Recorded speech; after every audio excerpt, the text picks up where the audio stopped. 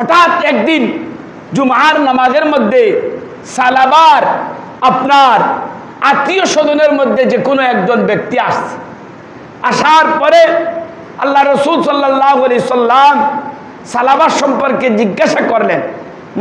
মহব্বতের মানুষ যখন আপনার একজন হয়, উনি যতই অপরাধ করুক না কেন কোনো সময় ইয়াদ হয়। আর পেয়ারা নবী মুহাম্মদুর রাসূলুল্লাহ সাল্লাল্লাহু আলাইহি সাল্লামের চিন্তা ফিকির ছিল মানুষ কিভাবে জাহান্নাম থেকে নাজাত পায়। সালাবার কথা জিজ্ঞাসা করলেন যে সালাবা, তোমার কথা আল্লাহর রসুল জিজ্ঞাসা করেছেন। সালাবা ওই সময় যাকাত নিয়ে আল্লাহর রসুল সাল্লাল্লাহু আলাইহি সাল্লামের কাছে গেলেন। যাকাত নিয়ে আল্লাহর রসুল সাল্লাল্লাহু আলাইহি সাল্লামের কাছে গেলেন। আল্লাহর রসুল সাল্লাল্লাহু আলাইহি সাল্লাম সালাবার যাকাত গ্রহণ করলেন না। নাউজুবিল্লাহ কইতেন না। সালাবার যাকাত গ্রহণ করলেন না। কি কেন গ্রহণ করলেন না? বলে সূরা আপনার তাওবার ৭৫ নম্বর আয়াত, এই যে ওয়ামিনহুম মান আহাদাল্লাহ, এই আয়াত আল্লাহর রসুল বললেন, ও সালাবা, তোমার নামে তোমার ব্যাপারে আল্লাহ পাক রব্বুল আলামিন আয়াত অবতীর্ণ করেছেন, তোমার যাকাত আমি গ্রহণ করা সম্ভব হবে না। সালাবা মাথা মাটির মধ্যে দিয়ে দিলেন, লাগাইয়ে দিলেন। কি করবেন?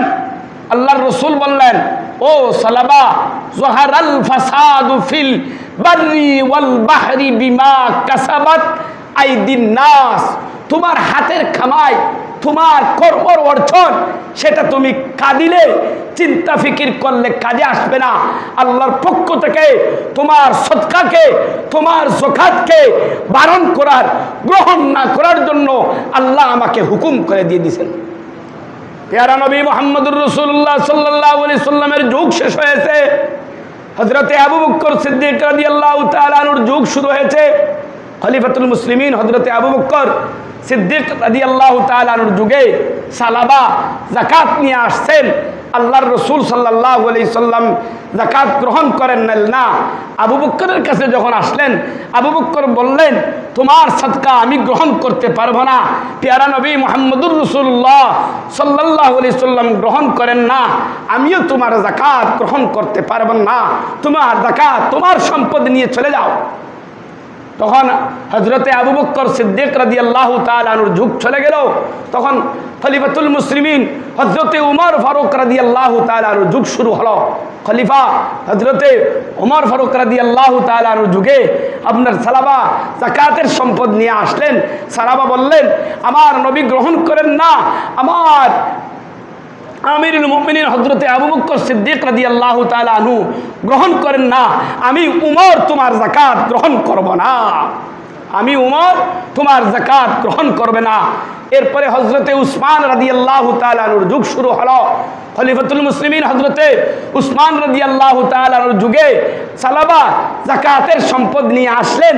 আসার পরে এই সালাবার যাকাত হযরতে উসমান রাদিয়াল্লাহু তাআলা আনহু গ্রহণ করেন নাই। বলেন, ও সালাবা, আমার নবী গ্রহণ করেন না, আবু বকর গ্রহণ করেন না, উমর গ্রহণ করেন না, আমি উসমান তোমার যাকাত গ্রহণ করতে পারবো না, তোমার সম্পদ নিয়ে দাও। ওই অবস্থায় সালাবা মৃত্যুবরণ করে নিলেন। নাউজুবিল্লাহ হইতেন না। এই অবস্থায় সালাবা মৃত্যুবরণ করে নিলেন। ও আল্লাহর গোলাম, সম্পদ আপনি আমি সবাই চাই, সম্পদ চাবো, কিন্তু আপনি আমি যাকাতের যখন ডাক আসে, সম্পদের যখন ডাক আসে, আল্লাহর রাস্তার মধ্যে আপনার জান দেন, মাল দেন, আল্লাহর রাস্তার মধ্যে জান দেন, মাল দেন, সময় দেন, যখন কথা আসে তখন আর মানুষ তৈরি হয় না। মানুষ তৈরি হয় না। জান দেওয়ার কথা বললে জান দে না, সময় দেওয়ার কথা বললে সময় দে না, টাকা দেওয়ার কথা বললে টাকা দে না। কিন্তু সালাবার মতো একজন সাহাবী যখন আপনার উনি সময় মতো দেন না, সম্পদ দেন না, আপনি বলেন আপনার সম্পদ, আপনি বলেন আপনার সম্পদ, কিন্তু সালাবার সম্পদ আল্লাহ গ্রহণ করেন না, কোনো সাহাবী গ্রহণ করেন না, নবী গ্রহণ করেন না। আপনার সম্পদকেও যদি আল্লাহ পাক রব্বুল আলামিন গ্রহণ করেন না, তাহলে দেখবেন আপনি কোটি নাই, আপনি বিলিয়ন বিলিয়নের মালিক যদি যদি হন তাহলে 1 টাকা আপনার মাদ্রাসার মধ্যে কাজে আসবে না, মসজিদের মধ্যে লাগবে না, আল্লাহর দ্বীনের রাস্তার মধ্যে লাগবে না। এই রকম সম্পদশালী আসেনি না নাই? কথা কন না কেন? আছে না? আছে। আমাদের এলাকার মধ্যেও আছে অনেক বড় লোক।